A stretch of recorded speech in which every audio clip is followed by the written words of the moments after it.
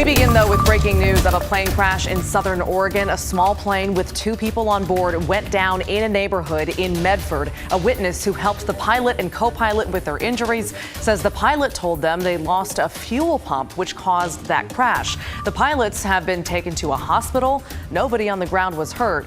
We'll update you when we learn more. Tonight, investigators are busy figuring out what started a massive warehouse fire in southeast Portland. This broke out last night along Southeast Long Street. The flames spread quickly, but fire crews moved fast to keep them from burning nearby homes. This morning, smoke was still billowing from the charred remains of that warehouse. KGW's Art Edwards is live in southeast Portland with the latest on the investigation. Art?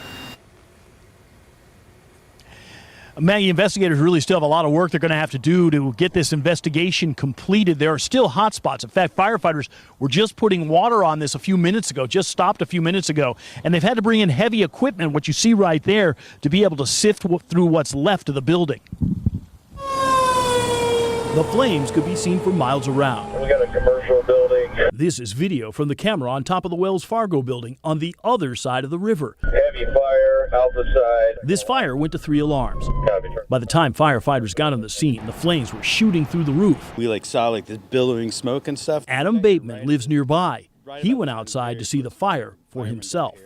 It was just billowing like crazy smoke, just coming out and vortexing, flames, cinders, really strong chemical smell. It was crazy. The building was filled with car parts. It's a commercial warehouse that belongs to R.J. Templeton Associates. The flames so intense, they melted the siding on some nearby homes and damaged a number of cars nearby. The building where the fire started collapsed. The whole metal siding would just glow. It would just glow and glow and then weakened and just collapsed. Super crazy. And there was explosions going on. It was big. It was really, really intense fire. Everyone got out of those homes safely, and there was no one inside the building that caught fire. Little is left of that building, and hours after the fire started, there are still hot spots. Firefighters were challenged by this fire. The fact that they saved the surrounding structures was a very good save for our firefighters.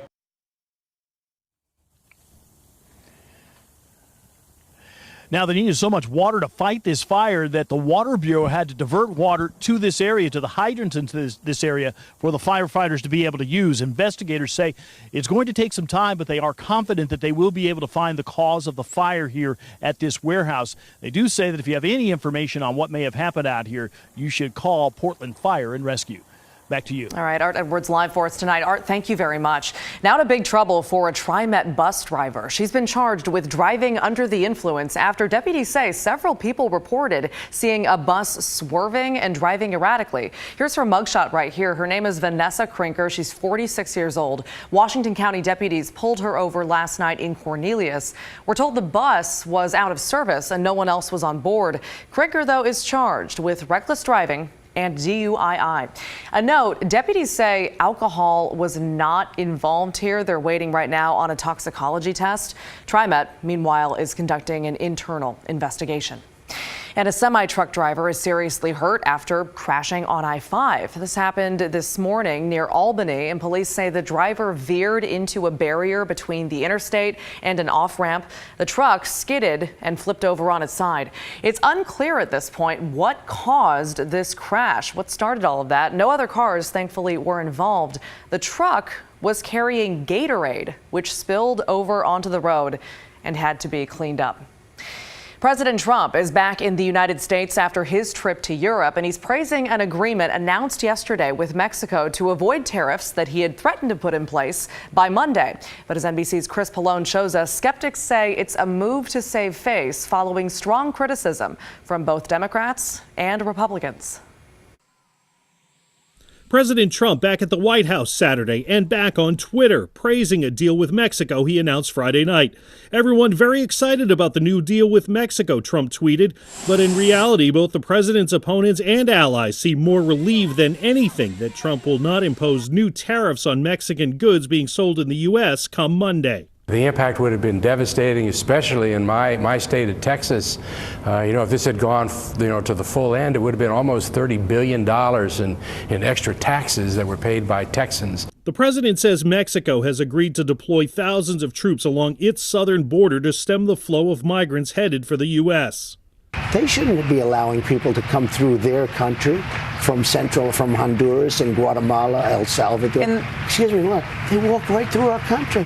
He used the threat of a tariff, which could have reached 25% on Mexican imports, to get Mexico to the bargaining table. But Republicans and Democrats feared the tariffs would have cost Americans more on everything from cars to groceries and would have slowed down the economy.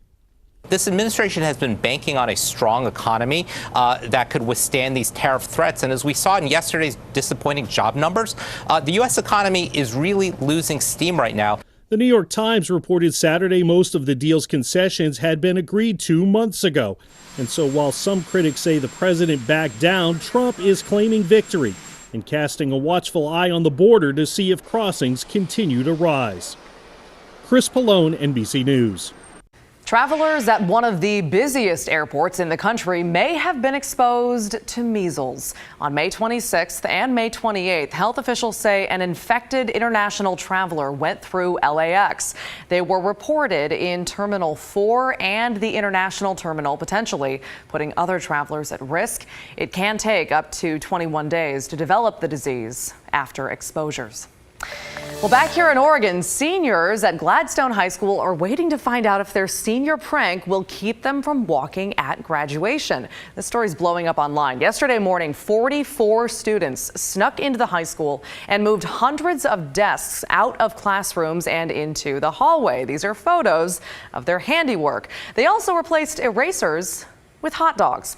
However, the principal said in a letter to parents the prank was disrespectful to teachers who spent part of their day cleaning up. He's considering charging each student $47 for the mess, and he may not let them walk at graduation. Parents and guardians are not happy with that response.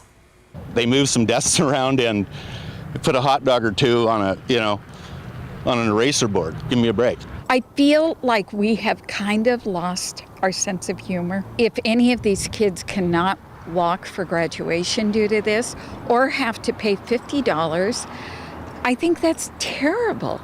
The principal, Kevin Taylor, told parents he plans to spend his weekend determining how to handle this prank, and he will consult with the district office. We reached out to him for comment, but haven't yet heard back.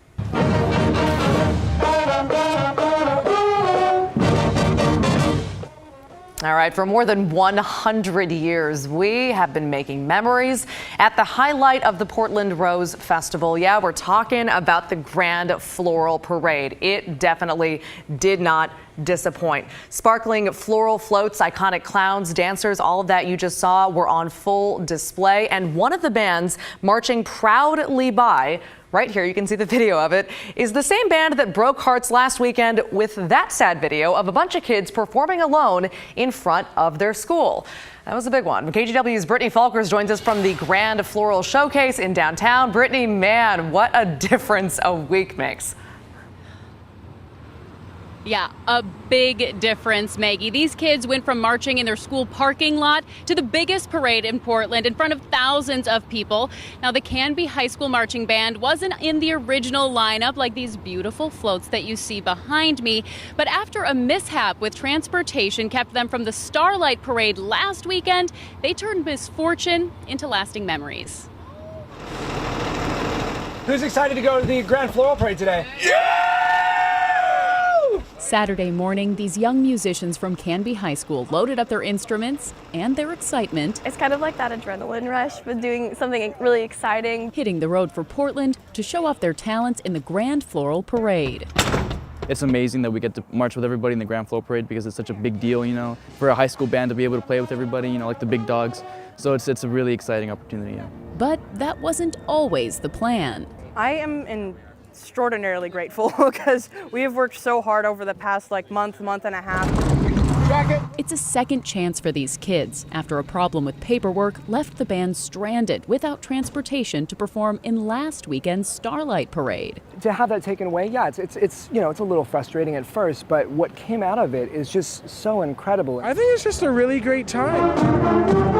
That mishap turned into a new opportunity when parade officials invited them to play in the big show. I mean, I was just about in tears, honestly, to be given that opportunity, to be given that kind of second chance. And there's this definitely a level of prestige and honor with the Grand Floral Parade that is really like no other parade in Portland. So to be given that is just, I mean, I was just totally floored. I'm super excited. It's a great way to like step up from Starlight Parade, which we missed. Here we go.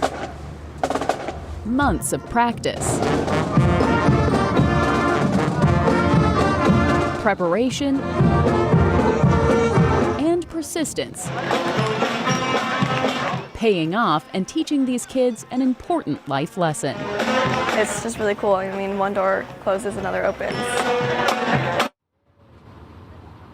Now, the marching band director really couldn't say thank you enough for this opportunity. He was amazed by the support from the community, not only for their band, but also for music programs within schools. And of course, I can't forget about these beautiful floats behind me. This is the showcase. These will be here if you want to take a closer look at the gorgeous floats until 10 o'clock tonight. They'll also be here from 11 until 3 o'clock tomorrow, right along NATO Parkway. Of course, we've got the city fair happening in the background as well. Back to you. All right, Brittany, great info. Thank you. And congrats to the Canby Band. It's great what happens when you send the bus they need.